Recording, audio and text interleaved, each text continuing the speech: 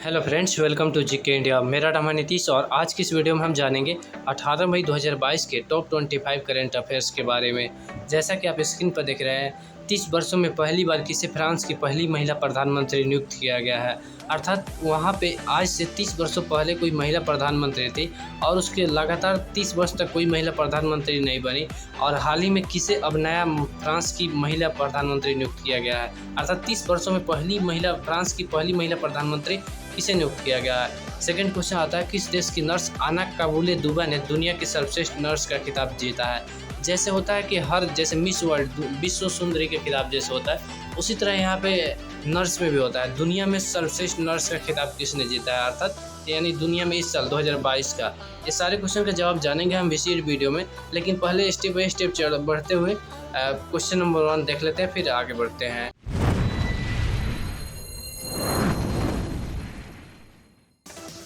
Question number 1 आता है, किस देश की नर्स आना काबुले-दुबा ने दुनिया की सर्वश्रेष्ठ नर्स का खिताब जीता है। अर्थात यहाँ किस देश की नर्स है, इनका नाम है आना काबुले-दुबे। ठीक है, आना काबुले-दुबे ने जो दुनिया की सर्वश्रेष्ठ नर्स का खिताब जीता है, किस देश की है। यहाँ पे ऑप्शन नंबर बी हो जाएगा केन्या। केन्या एक अफ्रीकी देश है। ठीक है, केन्या एक अफ्रीकी देश है और वहीं की यह निवासी है और इनका नाम आना काबुले-दुबे है। इन्होंने इस साल मतलब 2022 में दुनिया की सर्वश्रेष्ठ नर्स का खिताब जीता है। नेक्स्ट क्वेश्चन आता है, अंतर्राष्ट्रीय प्रकाश दिवस कब मनाया जाता है। अब यहाँ पे देखिए, वैज्ञानिकों के मतलब खोज में सहयोग के लिए, शांति एवं स्थिरता आदि के लिए यहाँ पे अंतर्राष्ट्रीय प्रकाश दिवस मनाया जाता है। ठीक है, वैज्ञानिकों के मतलब वैज्ञानिक टीम से ही जुड़ा हुआ है, उसके मतलब उनके सहयोग के लिए, शांति विकास इस सब के लिए अंतर्राष्ट्रीय प्रकाश दिवस कब मनाया गया है, मतलब कब मनाया जाता है। ऑप्शन नंबर डी हो जाएगा 16 मई को। अंतर्राष्ट्रीय प्रकाश दिवस 16 मई को मनाया जाता है। नेक्स्ट क्वेश्चन आता है, आरबीआई ने किस देश की केईबी हाना बैंक पर 59 लाख रुपये का जुर्माना लगाया। अब यहाँ पे समझिए आरबीआई का मतलब रिजर्व बैंक ऑफ इंडिया। और रिजर्व बैंक ने किस देश की केईबी हाना बैंक पर 59 लाख रुपये का जुर्माना लगाया है। तो ऑप्शन नंबर सी हो जाएगा दक्षिण कोरिया। जी हाँ, दक्षिण कोरिया के यहाँ पे क्या हुआ है, पेमेंट में भुगतान से मानदंडों पर पालन नहीं करने पर क्या किया है, यहाँ पे इन्होंने आरबीआई ने केईबी हाना बैंक पर प्रतिबंध लगा दिया है। ठीक है, यह दक्षिण कोरिया का बैंक है केईबी हाना बैंक, जिस पर 59 लाख रुपये का जुर्माना लगाया गया है। नेक्स्ट क्वेश्चन आता है, किस मिशन के लिए S-2000 मानव रेटेड रॉकेट बूस्टर का सफलतापूर्वक परीक्षण किया गया है। अर्थात किस मिशन के लिए, यहाँ पे हो जाएगा गगनयान मिशन। ऑप्शन नंबर सी गगनयान मिशन के लिए अभी हाल ही में इसरो ने S-2000 मानव रेटेड रॉकेट बूस्टर का सफलतापूर्वक परीक्षण किया है। नेक्स्ट क्वेश्चन आता है, हाल ही में नवरत्न कंपनी REC लिमिटेड का नया अध्यक्ष और प्रबंध निदेशक किसे नियुक्त किया गया है। मैं आप लोगों को बता दूं, कुछ समय मैंने पहले इसी कंपनी का REC लिमिटेड का MD एंड CEO मतलब ये थी अध्यक्ष और प्रबंध निदेशक के बारे में बताया था, लेकिन वहाँ पे ध्यान दीजिएगा, मैंने वहाँ पे कार्यवाहक बताया था। ठीक है, इसलिए अब यहाँ पे पूर्णकालिक अर्थात पूरे कार्यकाल के लिए किसे बनाया गया है। तो ऑप्शन नंबर ए हो जाएगा विवेक कुमार देवांगन। विवेक कुमार देवांगन को नवरत्न कंपनी REC लिमिटेड का नया अध्यक्ष और प्रबंध निदेशक नियुक्त किया गया है, विवेक कुमार देवांगन। नेक्स्ट क्वेश्चन आता है, हाल ही में भारतीय मूल के किस व्यक्ति को बैंक ऑफ इंग्लैंड के सदस्य के रूप में चुना गया है। जी हाँ, यानी हाल ही में भारतीय मूल के किस व्यक्ति को बैंक ऑफ इंग्लैंड के सदस्य के रूप में चुना गया है। या ऑप्शन नंबर सी हो जाएगा स्वाति धिंगरा। जी हाँ, स्वाति धिंगरा जो कि भारतीय मूल की महिला है, इन्हें ही अभी हाल ही में बैंक ऑफ इंग्लैंड के सदस्य के रूप में चुना गया है। नेक्स्ट क्वेश्चन आता है, हाल ही में बेहद चर्चित ज्ञानवापी मस्जिद कहाँ स्थित है। अभी आप लोग बहुत ज़्यादा न्यूज़ चर्चा में आजकल सुन रहे होंगे, ज्ञानवापी मस्जिद यह कहाँ पे स्थित है। यह उत्तर प्रदेश के वाराणसी में स्थित है, जो PM मोदी का संसदीय क्षेत्र है। ठीक है, और यहाँ पे क्या हुआ है कि मस्जिद के अंदर मंदिर मिलने के लेके बहुत तरह के विवाद मतलब चर्चा छिड़ा हुआ है, उस वजह से यह ज़्यादा चर्चा में आ गया है। और इसके साथ ही जान लीजिए विश्वनाथ मंदिर भी वहीं पे है। ये दोनों का विवाद लगभग मिलता जुलता है। विश्वनाथ मंदिर और ज्ञानवापी मस्जिद दोनों, ज्ञानवापी मस्जिद और विश्वनाथ मंदिर दोनों कहाँ पे है, वाराणसी में है, जो कि उत्तर प्रदेश में है। नेक्स्ट क्वेश्चन आता है, हाल ही में किस राज्य के रामगढ़ विषधारी टाइगर रिजर्व को भारत का 52वां टाइगर रिजर्व घोषित किया गया है।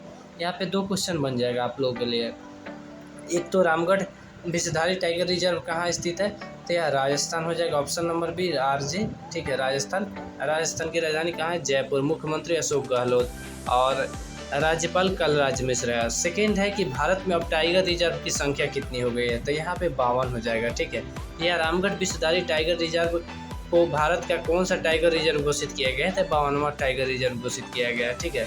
अर्थात यहाँ पे 52वां, यहाँ पे बहुत सारे क्वेश्चन बन रहे हैं, इसलिए यहाँ पे घुमा फिरा कर मैंने दिया। ऑप्शन नंबर बी होगा, राजस्थान में स्थित है Ramgarh Vishdhari tiger reserve. Next question आता है, हाल ही में रूस की सबसे बड़ी बिजली आपूर्ति कंपनी आरएओ नॉर्डिक, ठीक है, आरएओ नॉर्डिक ने किस देश की विद्युत आपूर्ति पर प्रतिबंध लगा दिया है? तो यहाँ पे उसका पड़ोसी देश है फिनलैंड, ठीक है। फिनलैंड ने यहाँ पे मतलब फिनलैंड की विद्युत कंपनी के मतलब फिनलैंड के लिए विद्युत आपूर्ति पर प्रतिबंध लगा दिया है। ऑप्शन नंबर है ए, फिनलैंड की राजधानी कहाँ है? हेलसिंकी, ठीक है। आप लोगों को मैं बता दूं, अभी हाल ही में फिनलैंड ने नाटो में शामिल होने की घोषणा की है, क्योंकि यहाँ पे रूस ने यूक्रेन पर जब हमला कर दिया उसके बाद में यहाँ पे फिनलैंड ने भी अब कहा हुआ कि नाटो में शामिल, ताकि रूस के हमले से बचा जा सके। नेक्स्ट क्वेश्चन आता है, हाल ही में वैज्ञानिकों ने किस राज्य में मैड एस्वाइड सांप के जीवाश्म की खोज की? अर्थात मैड एस्वाइड कहीं कहीं मैड स्वेड मिलेगा, ठीक है, कहीं कहीं मैड स्वेड या मैड स्वाइड, ये दोनों एक ही हुआ, मतलब सांप एक होता है, इसके जीवाश्म की खोज किया था। किस राज्य में मिला है? लद्दाख, ठीक है, लद्दाख, जो कि पहले अभी वर्तमान में केंद्र शासित प्रदेश है, जो पहले जम्मू कश्मीर का हिस्सा हुआ करता था। नेक्स्ट क्वेश्चन आता है, हाल ही में ग्रामीण जनजातीय तकनीकी प्रशिक्षण परियोजना का उद्घाटन कहाँ पे किया गया है? हाल ही में ग्रामीण जनजातीय तकनीकी प्रशिक्षण परियोजना का उद्घाटन कहाँ पे किया गया है? या ऑप्शन नंबर सी हो जाएगा, भोपाल। भोपाल कहाँ है? यह मध्य प्रदेश की राजधानी है। मध्य प्रदेश के मुख्यमंत्री कौन है? Shivraj Singh Chouhan, sorry. Next question आता है, हाल ही में किस देश ने भारत से 5 लाख टन गेहूं आयात करने का ऐलान किया? देखिए, अभी हाल ही में दुनिया भर में गेहूं संकट चल रहा है, ठीक है, गेहूं के लिए दुनिया भर में संकट चल रहा है, लेकिन यहाँ पे भारत ने मिस्र को देने का 5 लाख टन गेहूं देने का ऐलान किया है। अर्थात मिस्र ने 5 लाख टन गेहूं आयात करने का अब ऐलान किया। अब यहाँ पे क्यों भारत ने मिस्र को दिया, ये बात समझ लीजिए। क्योंकि और सारे देश के लिए प्रतिबंध लगा दिया, यहाँ पे मिस्र को इतना दे रहा है क्योंकि यहाँ जब प्रतिबंध लगाया गया था उससे पहले, अर्थात यहाँ पे जो रिपोर्ट आया ना, सरकार को जैसे ही पता चला उसके बाद प्रतिबंध लगाया कि देश में गेहूं की कमी है, ठीक है, लेकिन उससे पहले ही यहाँ सौदा हो गया था, समझौता हो गया था कि यहाँ पे भारत मतलब गेहूं देने का, इस वजह से यहाँ पे मिस्र को दिया जा रहा है। मिस्र की राजधानी कहाँ है? काहिरा, ठीक है। राष्ट्रपति कौन है? अब्दुल फतेह अल सीसी, मिस्र के राष्ट्रपति, जो पहले सेना प्रमुख हुआ करते थे और सैन्य तख्ता पलट के बाद उन्होंने सत्ता हासिल कर ली और वर्तमान में लगातार दूसरे कार्यकाल के लिए अब्दुल फतेह अल सीसी मिस्र के राष्ट्रपति है।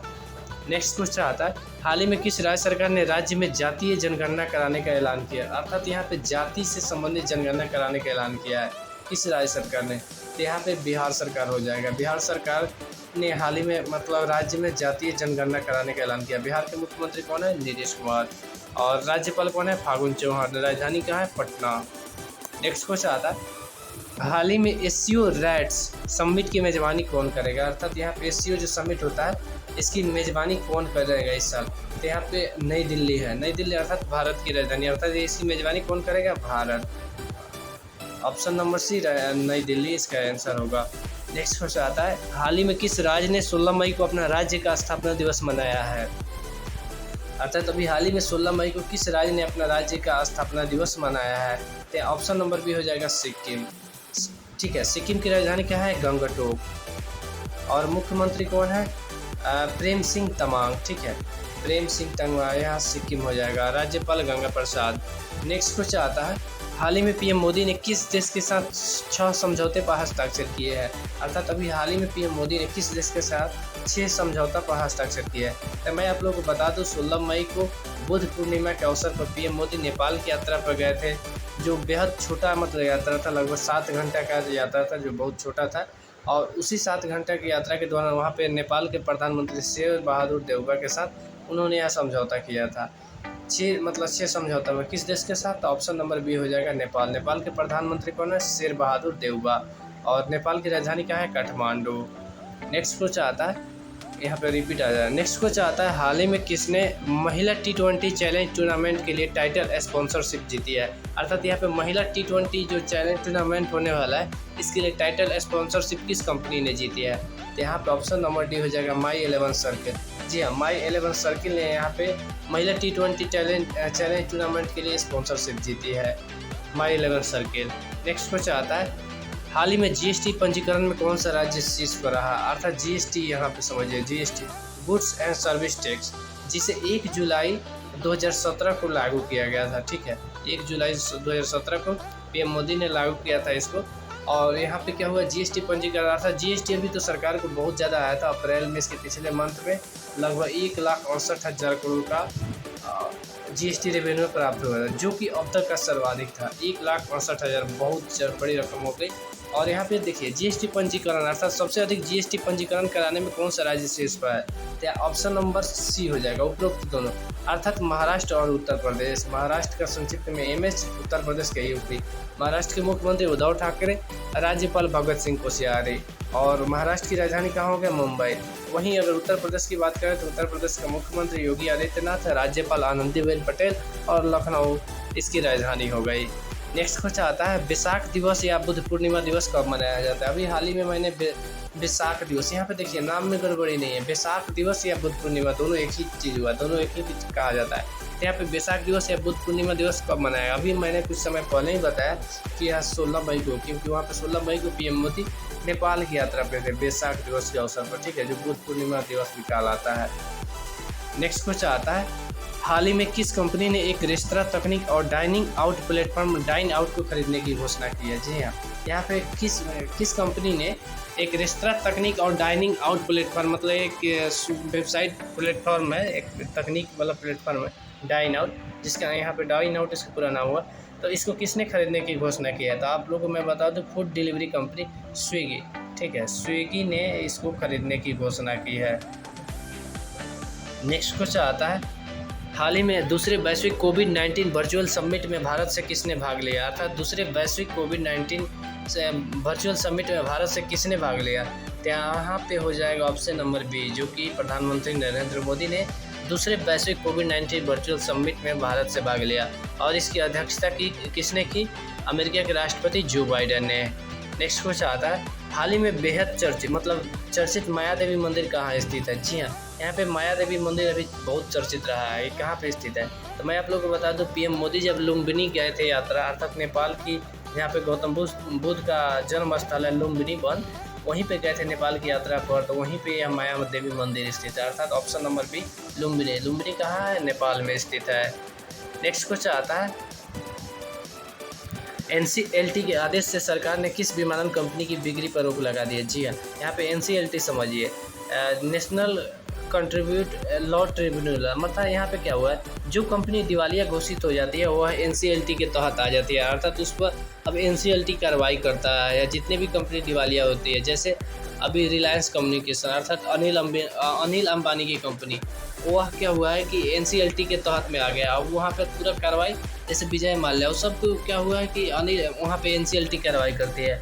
इसी तरह आप लोग एक टीवी कंपनी जिसके फाउंडर थे वेणुगोपाल धूत, ठीक है, उसको भी इसी तरह वहाँ पे कार्रवाई किया गया था। यहाँ पे किस कंपनी को है कि बिक्री पर रोक लगा दी, एनसीएलटी के आदेश से सरकार ने किस विमान कंपनी की बिक्री पर रोक लगा दी है, यहाँ ऑप्शन नंबर सी हो जाएगा पवन हंस।